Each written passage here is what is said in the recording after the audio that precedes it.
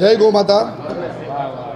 આપને સર જણાવતા આનંદ થાય છે કે ગૌટેક 2026 પૂના શિવાજીનગર એગ્રીકલ્ચર કોલેજના ગ્રાઉન્ડમાં એક ભવ્યાતિ ભવ્ય કાવ બેઝ ગ્લોબલ સમિટ અને એક્સપોના નામથી એક ગૌ મહાકુંભનું આયોજન કરવામાં આવ્યું છે। 20 માર્ચથી 23 માર્ચ 4 દિવસ માટેના આ મહાકુંભમાં દેશભરના ગૌ ઉદ્યમીઓ પોતપોતાના સ્ટોલ રાખશે। ગાયના દૂધ, દહીં, ઘી, ગોબર, ગૌમૂત્ર, ચારો, એની મશીનરી, એનું મટીરિયલ, એની ફોરવર્ડ લિંકેજીસ, બેકવર્ડ લિંકેજીસ, આ બધાના સાથેના સરકારી મશીનરી, સરકારી સ્કીમ, સહકારી ક્ષેત્ર, ઉદ્યોગપતિઓ, આ બધાનો ત્યાં એક સમન્વય થશે કે જેથી કરીને ગાય સાચા અર્થમાં કલ્યાણકારી છે, જીવનદાયિની છે। સાથે અનેક સેમિનારનું આયોજન કરવામાં આવ્યું છે।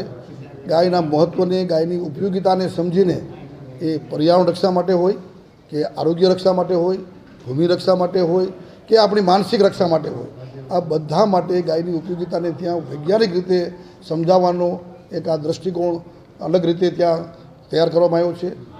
સેમિનારના માધ્યમથી સંત સંમેલન, ગૌરક્ષક સંમેલન, કૃષિ સંમેલન, પંચગવ્ય ડૉક્ટર સંમેલન અને સાથે સાથે મહિલા સંમેલન, આવા સંમેલનો દ્વારા બધાને ગાયની ઉપયોગિતા પોતપોતાના ક્ષેત્રમાં સમજાવવાનો એક આ નમ્ર પ્રયાસ છે। સાથે કલ્ચરલ પ્રોગ્રામ પણ છે ગાયની થીમ ઉપર આધારિત। ત્યાં ગૌ ગ્રામ બતાવવામાં આવશે, એક આદર્શ ગૌશાળા મોડેલ, ગૌ યજ્ઞ, અગ્નિહોત્ર થશે। ત્યાં ઓવરઓલ સંતો દ્વારા સમગ્ર ચેતના જગવાનું કામ પણ કરવામાં આવશે।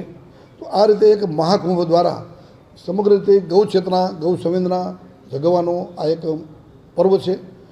સૌ લોકોને આમાં પૂના મહારાષ્ટ્રના જે શિવાજી મહારાજની ધરતી છે, સંત જ્ઞાનેશ્વરની ધરતી છે, સંત તુકારામની ધરતી છે, લોકમાન્ય તિલકની ધરતી છે, તેના એગ્રીકલ્ચર કોલેજના ગ્રાઉન્ડમાં 20 માર્ચથી 23 માર્ચ 2026 પૂના।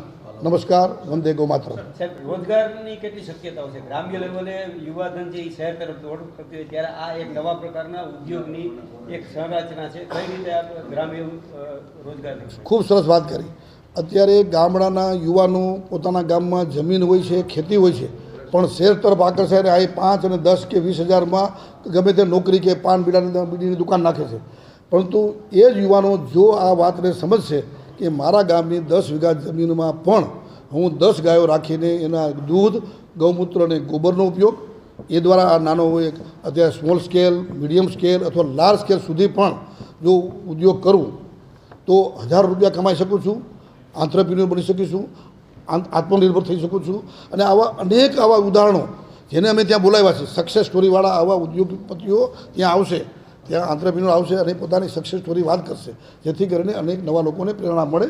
અને બીજું કે આ બિઝનેસ હવે એવો નથી રહ્યો કે ફક્ત મારે ગાયો રાખવી જ પડે।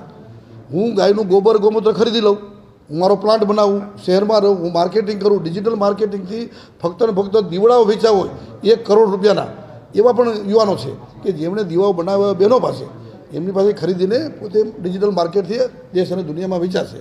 આજે લાકડી પણ વેચાય છે સ્મશાનમાં। આજે ઉત્સવ આવે ત્યારે ગણેશની મૂર્તિ, લક્ષ્મીની મૂર્તિ, એ અત્યારે તો દિવાળીના દિવસોમાં કે બાકીના કંપનીઓ પોતાની જે ગિફ્ટ પેકેટ બનાવે છે એમાં પણ આ સરસ મજાના ગૌની આઇટમોનું ચલણ શરૂ થયું છે કે જે દ્વારા હજારો લાખો રૂપિયાનું માર્કેટ પણ મળે છે અને આવા નવા નવા આંત્રપ્રિન્યોર તૈયાર થાય છે।